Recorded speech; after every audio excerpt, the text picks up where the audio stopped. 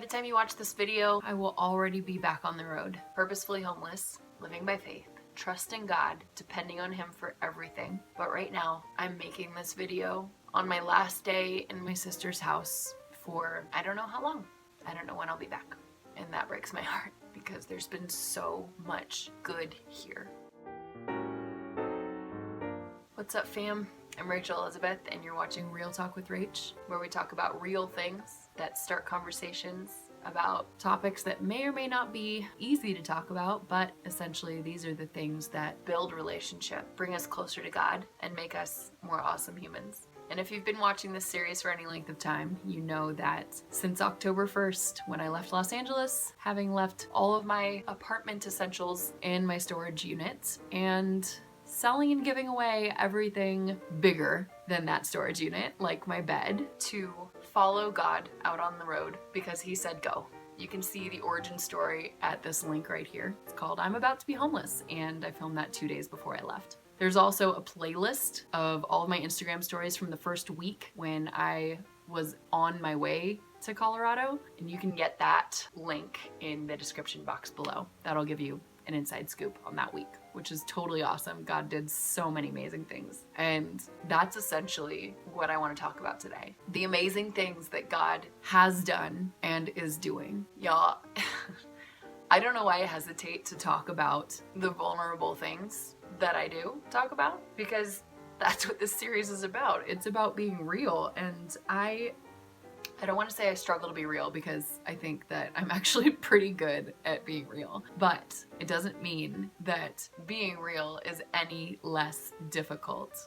So let me be real. I am really sad to leave here. My little sister and I, the sister that I'm staying with right now, I have two sisters and a brother. The sister I'm staying with right now, she and I used to have a strained relationship growing up. And then we bonded in college. And then it became strained again because of what I went through. And man, it's just been a rocky road. So that plus growing up and becoming adults and her starting a family and me being so far away, it's been really hard to connect, let alone reconnect. So these last 2.5 weeks have been absolutely priceless to me, and bring on the emotion, right?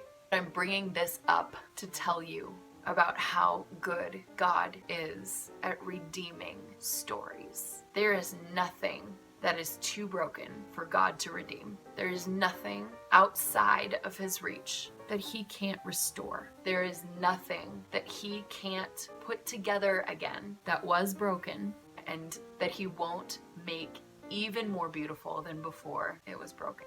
Our God is a redeeming God. Our God is a restorative God. Our God is a God of relationship, and God loves to restore relationship. And that's exactly what He's been doing. Now, as much as that is what I wanted to share, that's not what I wanted to land on for this video. I wanted to share that so that I could segue into a few other things that God is doing that I believe will be encouraging to you too. Like I said, the first week on this trip was absolutely amazing. I highly encourage you to stick it out through the Instagram story montages to see what God did that first week, because I don't have enough time to tell you about it here. But the Cliff Notes version is that I had no idea, none whatsoever, what the purpose of this trip was going to be, besides simply being obedient and trusting that God was going to provide. When I left everything I knew and my permanent address to go out on the road and become purposefully homeless, I had no idea what this trip was for. But not only did God come through every single day, but I kept praying for clarity to find out what this trip was for. And looking back, I see from day one that every single day of this faith journey has been for other women. Every single day on this trip, God has brought me into a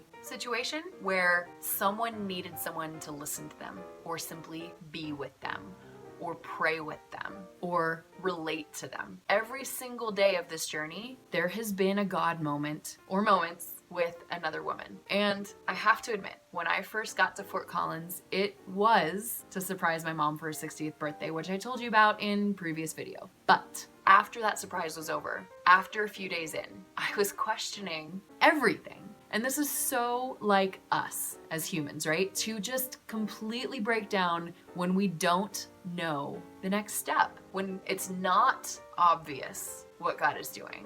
See, on the first few days, I was on the road. I didn't know what was next. I was constantly dependent, hour by hour, for God's provision. When I got to my sister's place, I had a room. You're seeing the room right now.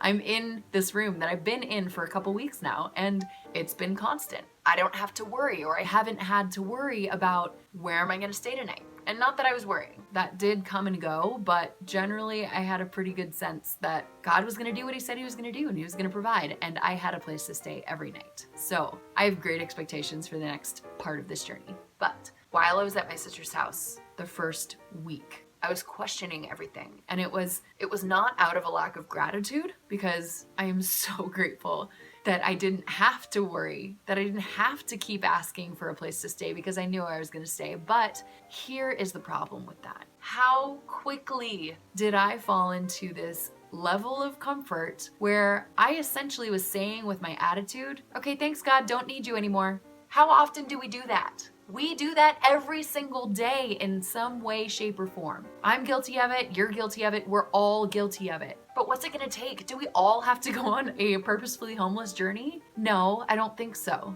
But I really think that somehow, some way, God sent me on this journey for your benefit, so that in my taking this step of faith, you could benefit from it without having to actually do this journey yourself. That's not going to be for everyone, but for at least one or two of you out there, I know that God is speaking to you right now.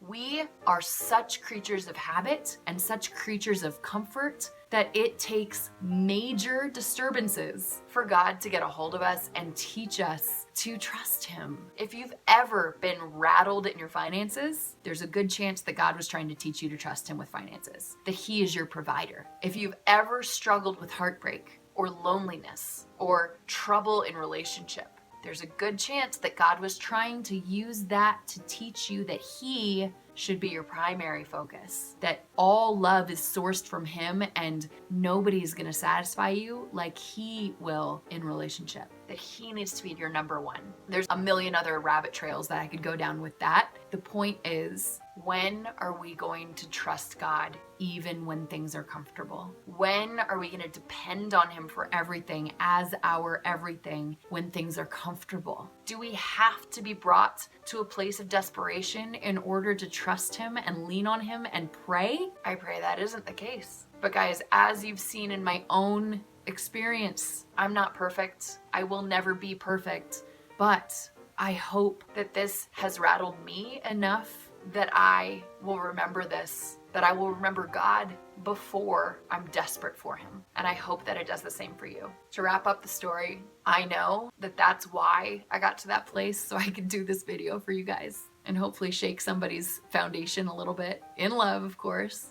But it was so confusing to me when that happened, because on one hand, I was so aware of my humanity that the second God gave me something comfortable, I kind of brushed him off and said, thanks God, I don't need you anymore. At least that's what my attitude was saying. But on the other hand, I was complaining that I wasn't out on the road again, and I didn't want the comfort because I had already been in a place of desperation where I knew how good my relationship and how close my relationship with God could be and was.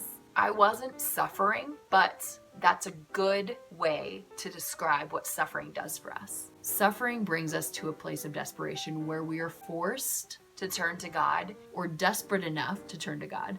If you turn to God in those moments, there will never be a sweeter, more intimate moment in your relationship with God, because he is near to the brokenhearted and saves those who are crushed in spirit. God loves to be your everything, and he cares more about your character development and what kind of person you're becoming than he does about your comfort. So he'll do whatever it takes. And even though you may see it as cruel or whatever else you may want to define it as, God is doing it in love. So my situation was confusing for me. On one hand, like I said, I was so much more comfortable, and I love and have loved every minute with my sister and my family, my nephews and my brother-in-law, and just having this place has been an absolute blessing that, again, I'm getting emotional thinking about because I don't want to leave. But that is the other side of this.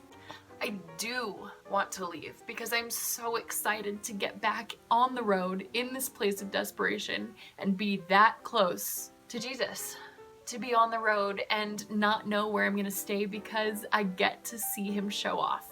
And I know that this journey is going to come to an end at some point. I won't be on the road forever. In fact, it probably won't even last that many days or weeks because I know that I have to be back in Los Angeles in November at some point. But honestly, I don't know what that looks like, and I'm okay with that. That said, when this journey comes to an end, I will be back in a place of relative comfort. I know that. And God is amazing, and he does give us the desires of our heart. And one of my desires is to have a place of my own and a husband and a family of my own. And I know that those things are most likely in my future, God willing. And in those comforts, I hope and I pray that this journey will have prepared me to be just as desperate for God in my comfort as I am in my discomfort. And even if he never gives me those desires, he's already given me the best thing he could ever give me, which is himself. And I know that sounds cliche and a little idealistic, but once you've been